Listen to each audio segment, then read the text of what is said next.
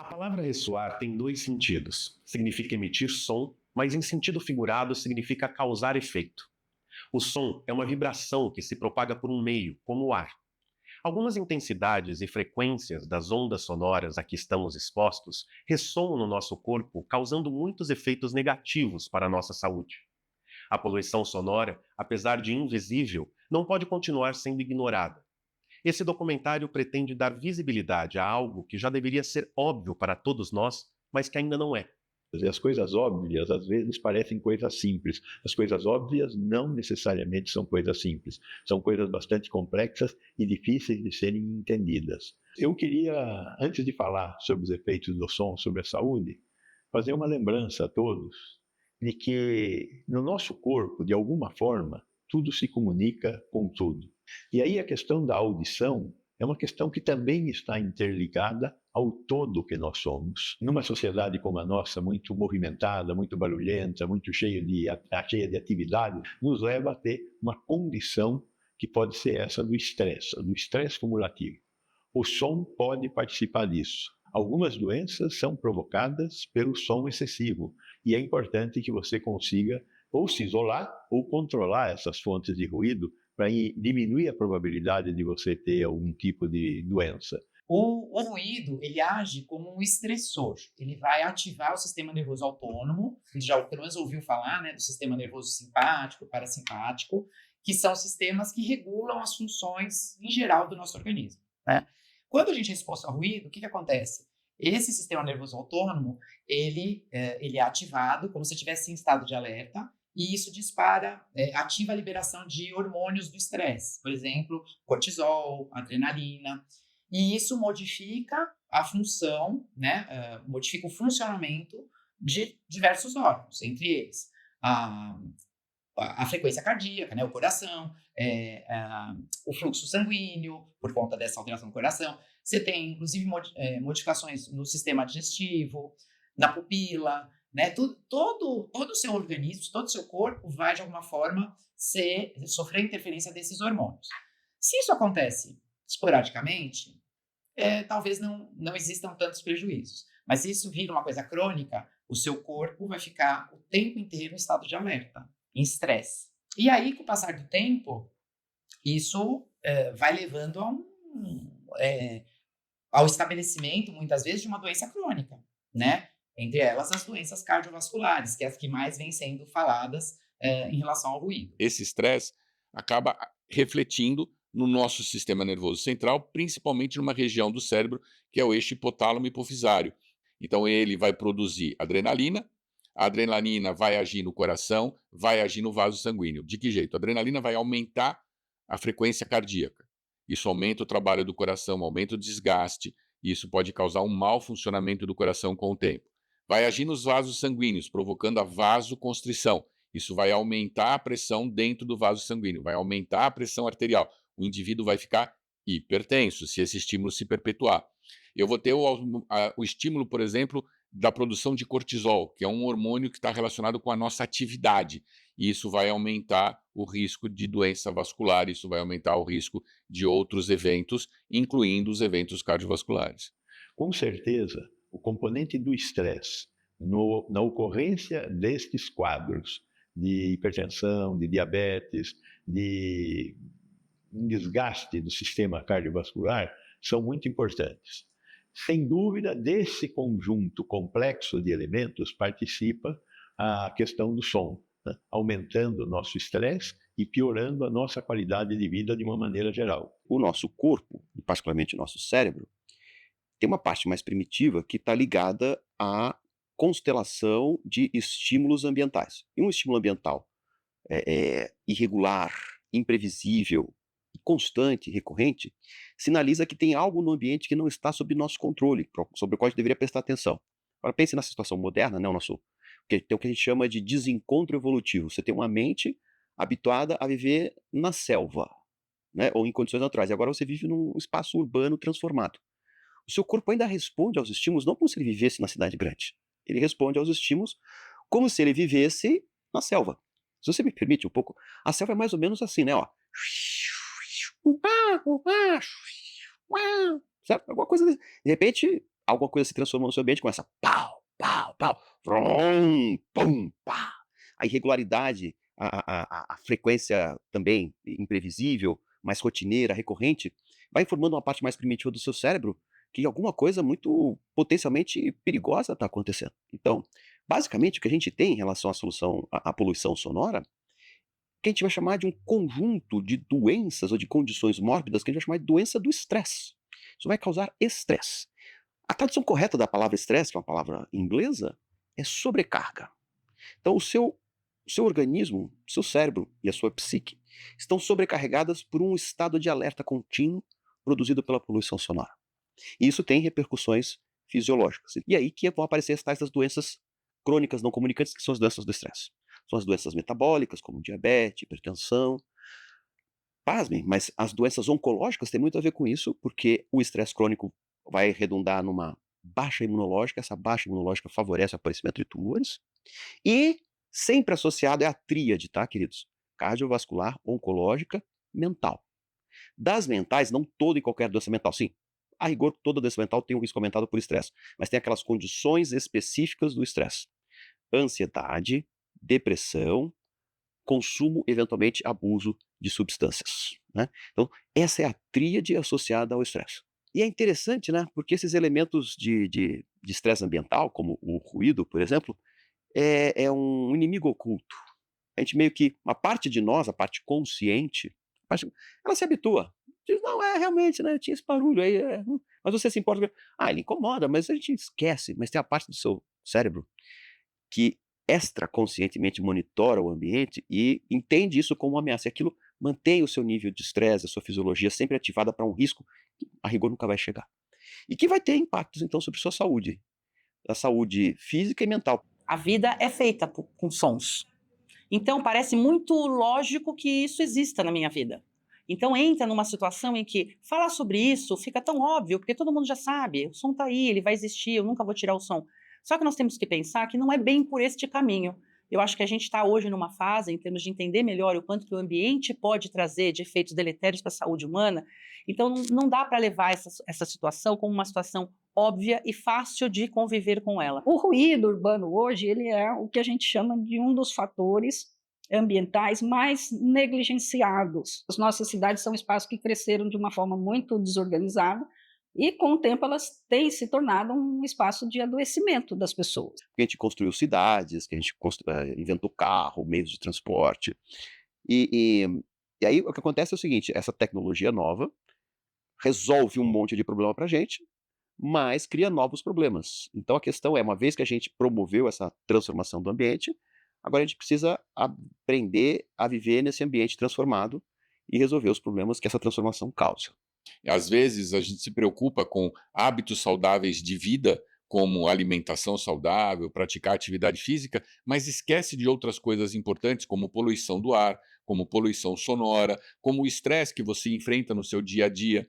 Isso me lembra que há uns meses atrás nós lemos um artigo que dizia que a qualidade do seu vizinho interfere no risco de você ter uma doença cardiovascular. O que isso significa? O que está implícito nisso? O que está implícito nisso é o fator estresse. Ruído, né? A definição de ruído é muito ampla, mas no que tange aí a poluição sonora, a gente pode considerar várias fontes de ruído. As que mais trazem prejuízo para a gente, especialmente nos grandes centros urbanos, são as fontes de ruído no tráfego, né? Principalmente o ruído rodoviário. Além disso, como ruído, a gente também considera os sons produzidos pela comunidade, os eventos de música, com música amplificada, e quaisquer outros sons que para alguns pode até agradar, mas para outros atrapalha. Cada vez mais, o ruído ele vem aumentando nos centros urbanos, por causa do desenvolvimento das cidades. E essa poluição está avançando em termos de prejuízo, e prejuízo para a saúde. E por conta desses prejuízos, ela já passou para segundo lugar em termos de poluição ambiental, na frente até da poluição da água, né? Então ela só está atrás agora da poluição do ar. E isso é muito sério. Apesar de ser a segunda principal causa de poluição no mundo, não necessariamente ela é a segunda principal causa de preocupação das pessoas. Né? Muitas vezes porque as pessoas não têm um conhecimento de todos os efeitos que os sons em níveis elevados podem provocar na saúde humana. Muitas pessoas chamam de poluição sonora, algumas falam que é ruído. Não importa o nome, a nomenclatura que você vai usar. O que importa é você entender, vamos supor, se eu for usar o termo ruído, que o ruído é um problema de saúde pública. A gente, quando exposto a uma área com ruído elevado, principalmente no ambiente das nossas residências, né, inicialmente a gente começa, por exemplo, a ter dificuldades para dormir, né, então a gente não tem uma boa qualidade do sono.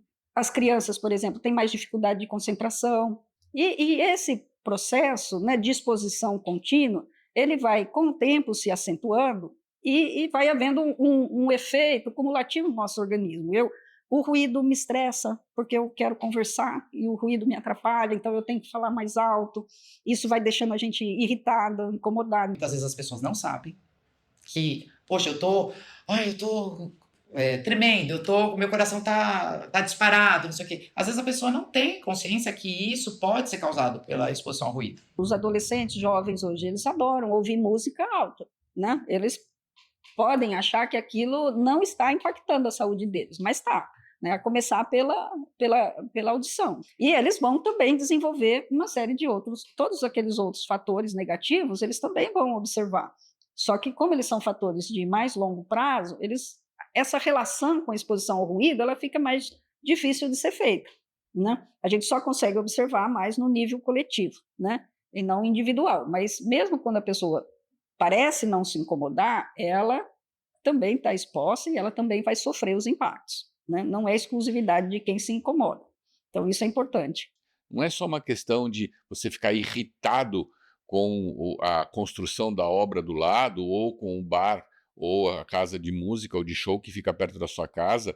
Não é só uma questão de irritação, é uma questão de saúde, sim. Muito se fala, ou a maior parte da população até conhece os efeitos. Se eu for exposto a um ruído intenso, eu vou ficar surdo, né? Ou eu vou ter perda auditiva. Então, muitas pessoas até já conhecem isso. E é realmente verdade. Só que tudo isso depende do nível, da intensidade do ruído e do tempo que você fica exposto a esse ruído.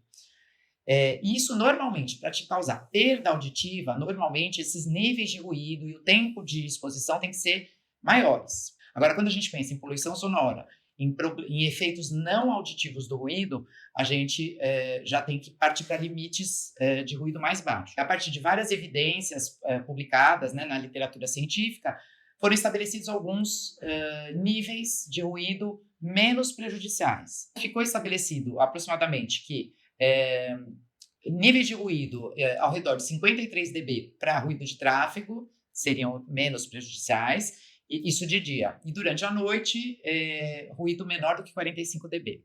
Isso a partir de estudos, não foi um número que eles tiraram do nada, né? A preocupação, de fato, ela não pode ser voltada apenas em efeitos auditivos. Você tem que olhar a poluição sonora como algo que pode afetar a sua saúde como um todo. E aí vale lembrar, né, que toda medida de proteção vai ser sempre bem-vinda.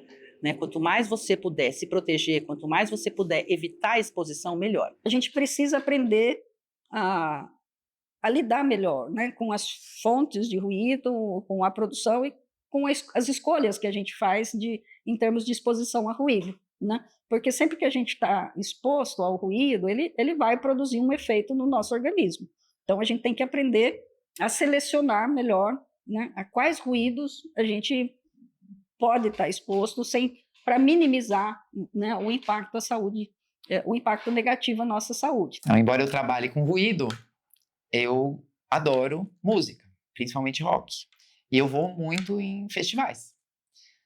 Embora toda vez que eu estou num festival, eu penso nas pessoas que moram ao lado desses locais. Então, tem que ser feita alguma coisa, tem que ser feita alguma coisa. Mas agora pensando no público que vai nos festivais, né? E pensando também nos músicos, em quem trabalha.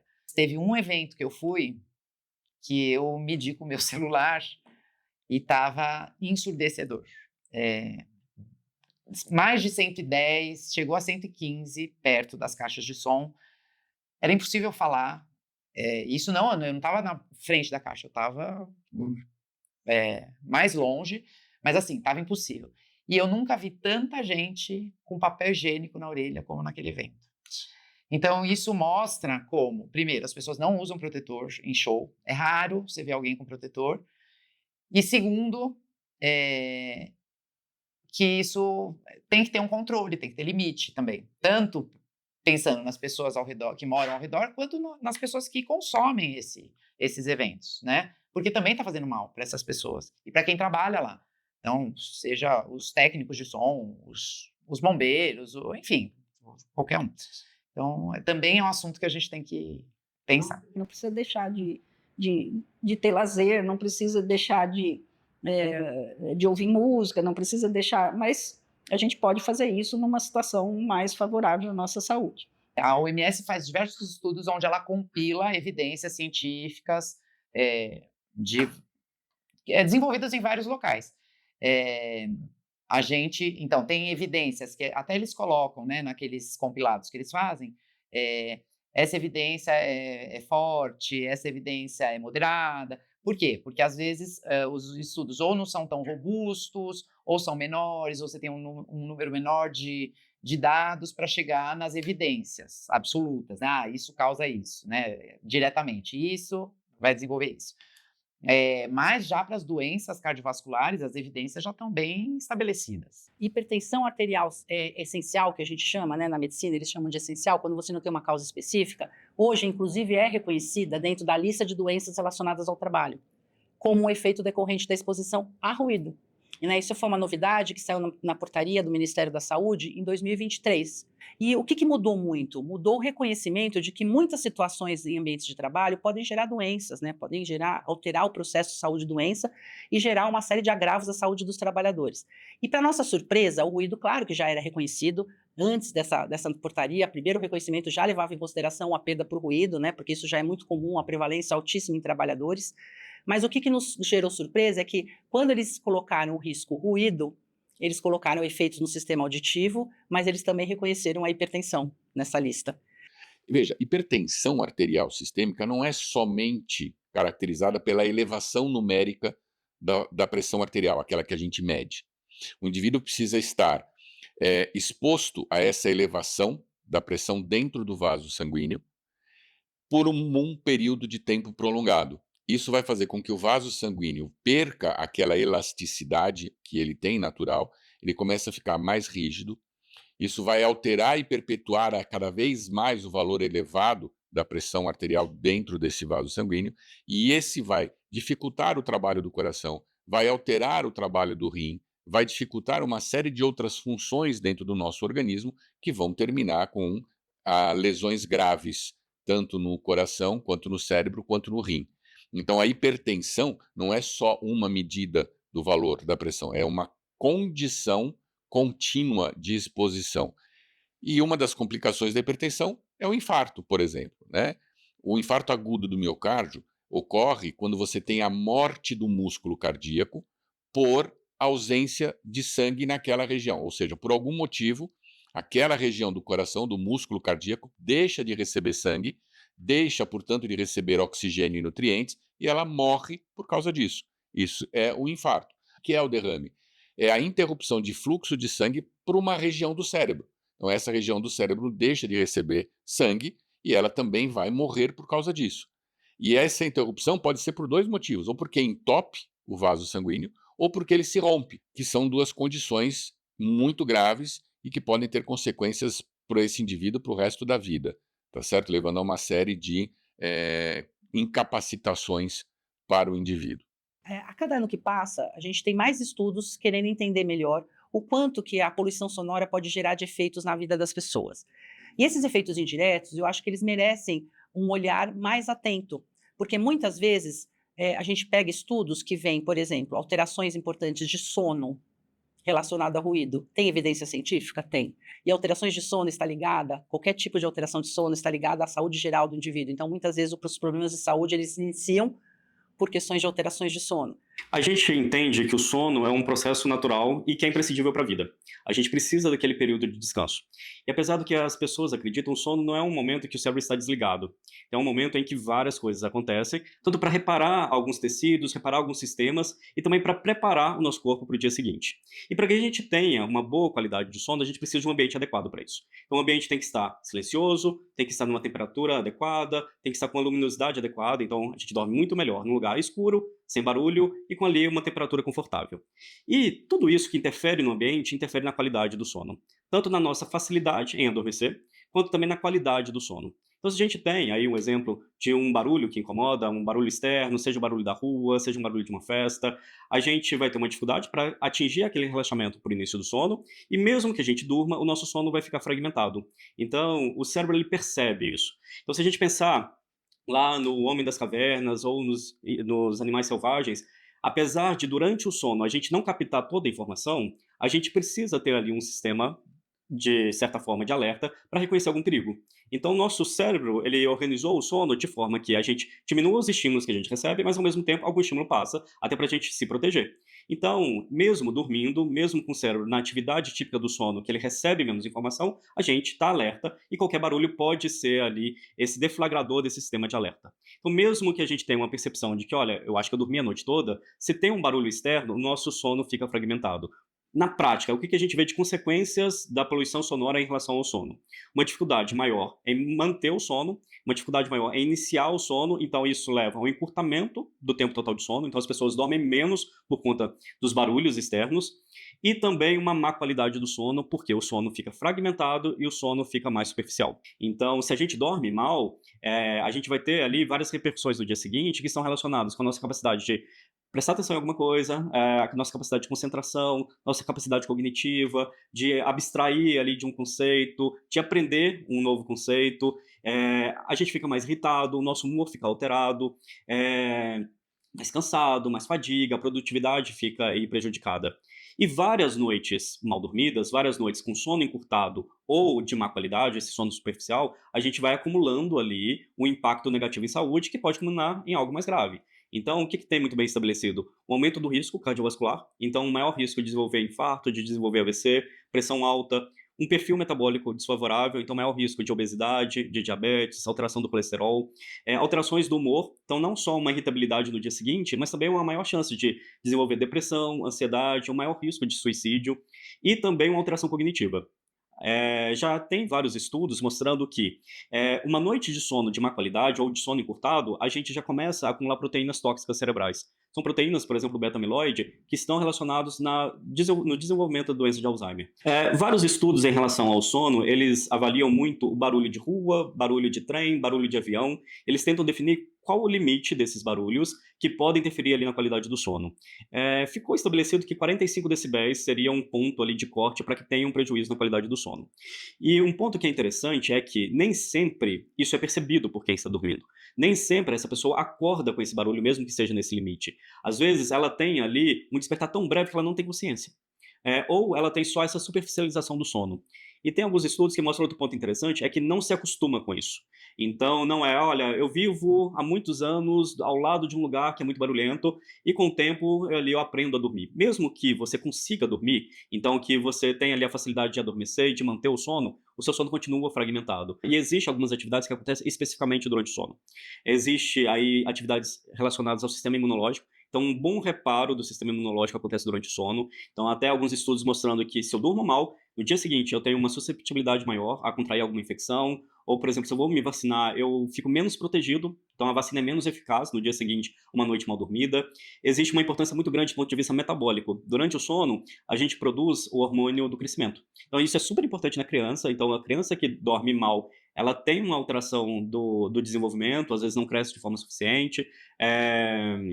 Durante o sono, a gente também tem essa limpeza cerebral. Então, isso é até algo que foi descoberto já mais recente, na última década, de que durante o sono existe um reparo ali cerebral para evitar o acúmulo de substância tóxica, principalmente essas proteínas tóxicas que levam ao quadro demencial. Então, é super importante esse sono profundo para que a gente tenha essa limpeza cerebral. Quando a gente fala em ciclo de vida, qualquer ciclo de vida é vítima da poluição sonora. Né? O bebê a gente estimula muito com som, a criança a gente estimula muito com som, o adolescente usa muito nível de pressão sonora elevado, o adulto continua com o mesmo hábito que ele tinha na adolescência, e assim vai ao longo da vida até o processo de envelhecimento. né? Hoje em dia, as pessoas estão realmente perdendo a sua audição. E existe o que a gente chama de estimativa de que talvez a perda auditiva seja a principal doença crônica do futuro. E o mais interessante é que a gente sabe que o problema da perda auditiva é um problema da perda adquirida ao longo da vida. Não é um problema das crianças que nascem com perda auditiva. Isso existe a perda auditiva congênita, mas a prevalência ela é muito inferior quando você compara com a perda auditiva adquirida. E a perda auditiva adquirida ela tem duas causas com evidência científica: o processo de envelhecimento, que é natural, a gente tem visto isso acontecer, e a exposição a som. Né? Então, são as duas principais causas que são conjuntas, né? Porque quanto mais tempo de vida uma pessoa tem, mais tempo de exposição a ruído ela tem. O estudo Global Burden of Disease é para verificar a carga global das doenças causadas tanto para os anos de vida perdidos, ou seja, a pessoa morreu por conta de uma determinada doença, ou os anos de vida vividos com incapacidade. Quer dizer, a pessoa viveu com aquela determinada doença, mas o que isso custou para ela, né? Quantos anos ela perdeu por conta dessa doença? Nessas cargas globais de doença que eles publicam, e normalmente são extratos a cada 4 ou 5 anos, eles elencam quais são as principais preocupações que a população tem que ter com relação à saúde, o mundo tem que ter com relação à saúde da população.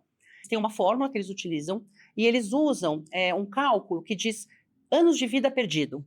Então, se olha para uma doença, não pensando só no efeito direto que a doença gera para o indivíduo, mas em todo aquele contexto no entorno dessa doença. O quanto que essa doença impacta o indivíduo diretamente, se dependendo de qual for a idade, se for uma criança, o quanto pode impactar no seu processo de alfabetização, se for um adulto, o quanto pode impactar na sua inserção em termos ocupacionais, e também avalia, quando a gente fala em impacto, o impacto econômico para cada nação, porque essas doenças geram um impacto econômico grande. Estudos europeus mostrados pela Organização Mundial de Saúde mostram que cerca de 1,6 milhões de anos de vida saudáveis são perdidos por ano decorrentes dessa situação.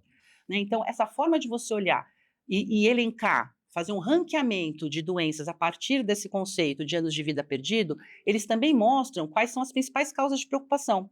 Com relação ao ruído, quando eles fizeram cálculos em termos de efeitos na saúde, o que mais apareceu de impactante de anos de vida perdido, foi na questão de alterações de sono e alterações de desempenho escolar, porque atrapalha muito o desempenho escolar. Nas crianças, né, o que a gente observa com o tempo é uma dificuldade de concentração, dificuldade com aprendizagem, porque muitas vezes a exposição ao ruído ela não se dá só no ambiente residencial, ela também acontece nas escolas. Né? Então, chega na escola, ela também não consegue se concentrar, ela, né, vai tendo dificuldade de aprendizagem. E hoje a gente tem evidências, né, que essa exposição ela traz um prejuízo importante para o desenvolvimento cognitivo dessas crianças.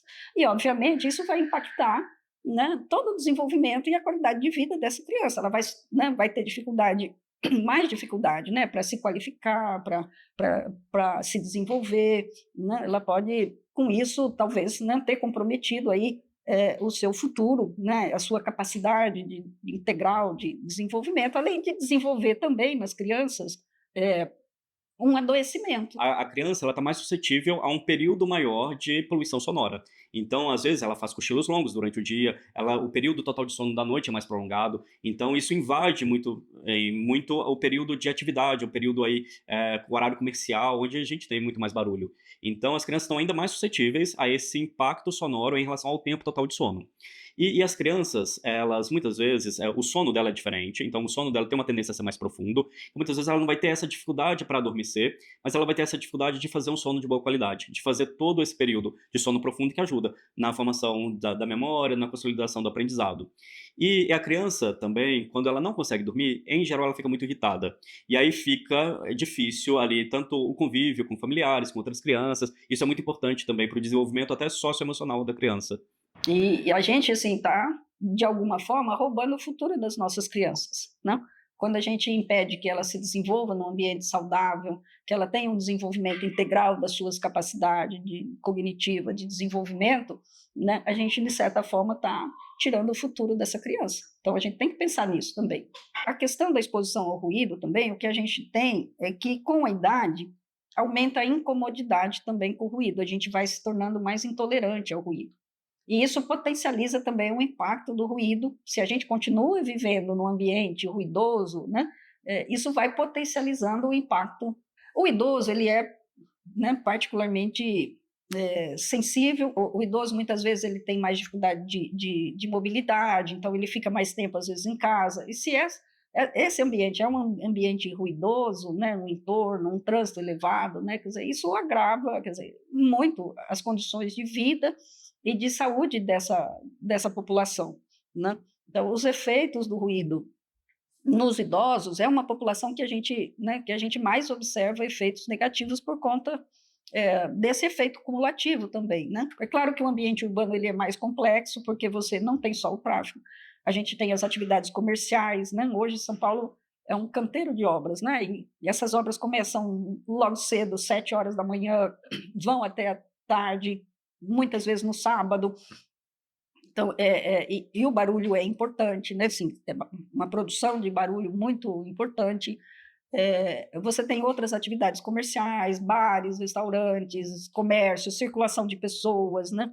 As motos, né, dos entregadores que, né, ficam até tarde, né, rodando e fazendo barulho, né? Assim, é um ruído bastante significativo. Então, é um ambiente complexo, né? Mais complexo. E, infelizmente, isso são coisas que a gente não planejou, né? Nós não planejamos as nossas cidades para serem mais silenciosas, né? Essa combinação de fatores, ela não é tão trivial, e é isso que desafia a gente hoje do ponto de vista de gestão desses espaços. É importante que a gente se organize, que os movimentos se organizem no sentido de construir soluções mais coletivas, e que também no sentido de cobrar das autoridades políticas públicas mais adequadas. A gente tem hoje já, né, bastante soluções importantes do ponto de vista urbano que podem amenizar. A Organização Mundial de Saúde estabelece, né, valores que ela considera recomendados com base no que a gente conhece hoje, mas é importante mencionar que, à medida que os estudos avançam, esses valores eles tendem a diminuir, ou seja, eu começo a observar efeitos cada vez em níveis de exposição mais baixos, então eu tenho que minimizar esses valores, né? A gente já tem algumas cidades, né, no mundo trabalhando muito essa questão do ruído, né, que aí envolve um conjunto de fatores, desde as mudanças, né, de trânsito, de transporte, regras, né, assim, para casas noturnas, para lazer, né, assim, em espaços urbanos. É um conjunto grande de ações no sentido de minimizar esse impacto, né, porque agora a gente tem que tentar, né? A gente não preveniu, agora a gente tem que mitigar, né, os danos da saúde. Quando a gente fala que é um problema de saúde pública, é porque, assim, não existe ninguém não exposto a ruído. Então, não existe pessoa não exposta. O que existe é pessoa mais exposta e menos exposta. Mas, uma vez que conheçamos os efeitos que isso pode trazer para a sua vida, passa a te dar uma situação um pouco mais confortável para você pensar o que eu posso fazer sobre isso. Né? E o que eu posso fazer sobre isso envolve uma questão de mudança de comportamento, de mudança de hábito, mas mais do que isso, muitas vezes envolvem ações que são além daquilo que a gente pode fazer enquanto cidadão comum, né? Então envolve sobremaneira ações governamentais, políticas públicas que possam trazer a proteção à população com relação à poluição sonora. A gente tem estimativa de que a poluição sonora possa passar a poluição do ar, porque existe uma série de incentivos, né, para diminuição da poluição do ar, inclusive de veículos de transporte, etc. e tal.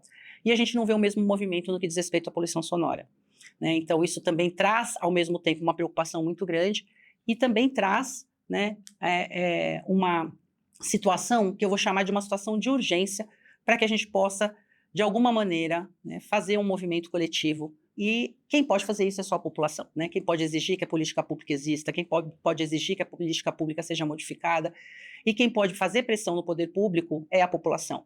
A gente precisa, né, a sociedade precisa exigir, né, que a gente tenha uma administração que efetivamente trabalhe a serviço do bem-estar da população, né, e não a serviço de interesses econômicos específicos, né? A prioridade tem que ser a saúde e o bem-estar das pessoas. A gente tem hoje, né, a gente pode disciplinar o uso de espaço. Quer dizer, quando a gente faz uma concessão de um espaço público para uso privado, a gente tem que ter limites para isso, né? Quer dizer, ali tem atividades que não pode acontecer, né? Porque se eu sei que isso prejudica, né, a saúde da população, tem que ter limites para o uso desse espaço, né? Se eu tenho um estádio enorme, né, que é usado diariamente, quase que semanalmente, para grandes shows, para grandes... Bom, então, então faça medidas para que o som não atrapalhe, né? Custa caro a tecnologia? Custa, mas né? Ali em volta, num espaço onde há população residente, não dá para a gente ter um local como esse funcionando, né? Então, casas de show, né? Ambientes, bares, ambientes assim, a gente tem que planejar a cidade, tem que organizar a cidade e colocando sempre a qualidade de vida e o bem-estar da população como a maior prioridade, né? É claro que a economia é importante, é claro que as outras, né? O trabalho das pessoas é importante, mas a gente pode ir conciliando com boa vontade, com participação, com cooperação das pessoas, a gente pode ir adaptando os ambientes, a gente pode ir trabalhando para que a gente tenha um espaço cada vez mais adequado, né? Menos adoecedor, né? Hoje a gente ouve muito falar sustentabilidade. O ruído entra aí também, né? Quando a gente fala dos os Objetivos de Desenvolvimento Sustentável da ONU, a Agenda para 2030, né? Eu não tenho exatamente um objetivo específico que trata do ruído, mas o ruído, como a gente já viu que ele traz tantos prejuízos, não só para as pessoas, quanto para as cidades, porque todas essas consequências de saúde vão trazer o quê? Gastos para a saúde, né? Então, isso aí não é um gasto... não é um prejuízo individual, é um prejuízo coletivo, né? Então, quando eu penso nisso, eu tenho que...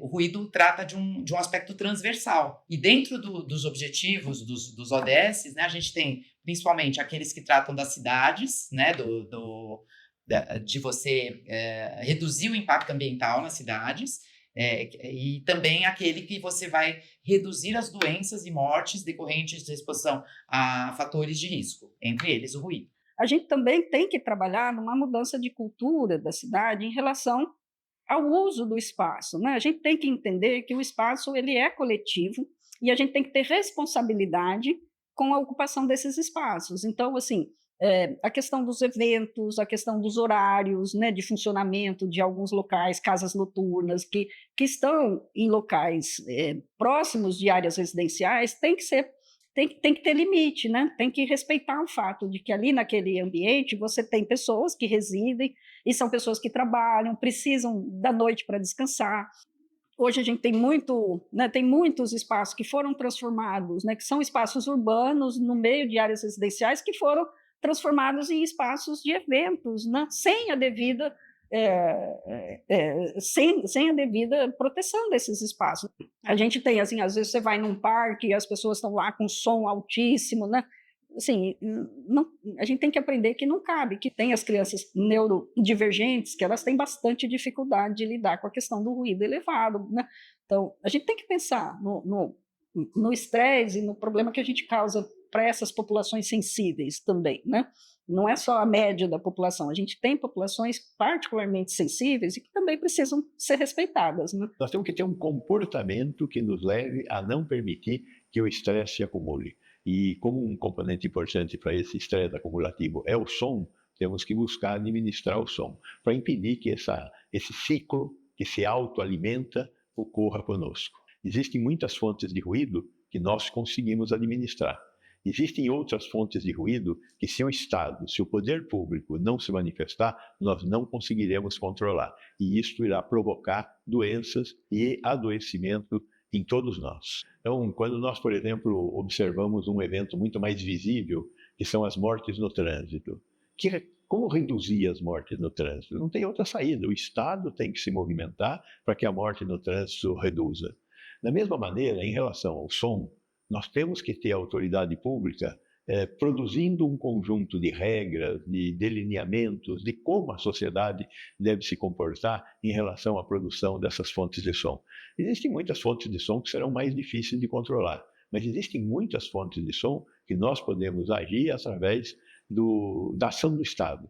Todas De maneira geral, todo o adoecimento que é causado por fatores ambientais, a gente considera, né, a Organização Mundial de Saúde chama de doenças evitáveis, né? E eu acho bem interessante esse termo, porque assim, ele quer dizer, se eu mudar esse ambiente, se eu melhorar a qualidade desse ambiente, eu vou reduzir esse adoecimento.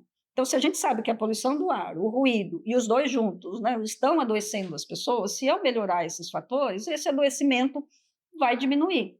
Então, por exemplo, as doenças cardiovasculares, elas já são uma das principais causas de adoecimento e morte na nossa população e no mundo todo.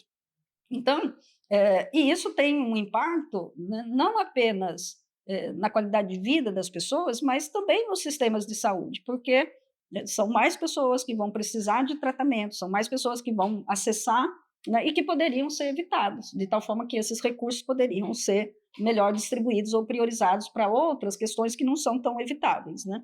Então, a gente tem que pensar, principalmente no momento atual, né, que a gente tem um sistema público, e particularmente aqui no Brasil, um sistema universal, né, que atende a todo mundo. Então, assim, e que é fundamental, né?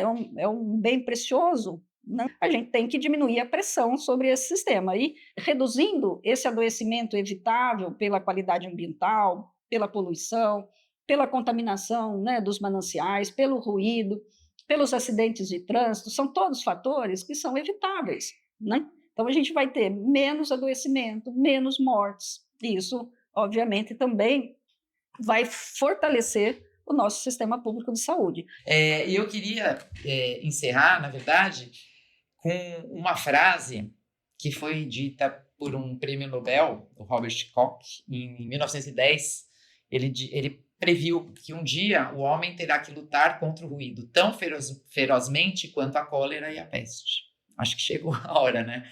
Então, é a hora da gente observar essas implicações sociais, ambientais da poluição sonora e propor ação, né? Porque só assim que a gente vai ter uma qualidade de vida melhor, individual e coletivamente, né? A Lei de Regulação de Ruído do Japão é de 1968. A Lei de Controle de Ruído dos Estados Unidos é de 72. A Lei Federal de Proteção contra Emissões da Alemanha é de 74. A Lei de Combate ao Ruído da França é de 92. A Lei sobre Poluição Acústica da Itália é de 95. As regras da poluição sonora da Índia são do ano 2000. A Lei de Ruído da Espanha é de 2003. O Regulamento Geral de Ruído de Portugal é de 2007. E a Lei de Prevenção e Controle da Poluição Sonora da China é de 2021. No Brasil, ainda não temos uma lei federal específica e abrangente sobre o assunto. Temos uma resolução do Conselho Nacional do Meio Ambiente, a tipificação genérica de poluição de qualquer natureza na Lei de Crimes Ambientais e um artigo no Código de Contravenção Penal para perturbação do sossego. Mas isso não tem sido suficiente. Assim como em 2024 criamos uma Política Nacional de Qualidade do Ar, precisamos de uma política nacional e de uma lei federal de despoluição sonora. Por tudo o que ouvimos neste documentário, está claro que vivemos hoje uma crise de saúde pública por conta desse mal invisível que é em grande parte evitável. Acredito que podemos e precisamos agir. Acesse o site despoluiçãosonora.org e vamos juntos transformar nossas cidades em espaços menos barulhentos e mais saudáveis para todos. Por exemplo, quando eu fui na selva não era silencioso, viu? Dormir à noite era difícil. Mas era aquele ruidinho que eu falei, uma cigarra, animais noturnos, mas era uma constelação diferente de ruídos, bem diferente dessa que a gente tem no espaço urbano. E um detalhe cômico é que no final eu consegui dormir, o pessoal reclamou muito que tinha um animal terrível que rugia a noite inteira. Era o meu ronco. Foi quando eu me convenci que eu tinha que fazer um tratamento para poder garantir a sanidade da minha esposa, porque meu ronco ainda por cima era incrivelmente irregular e aquilo estava deixando ela muito estressada.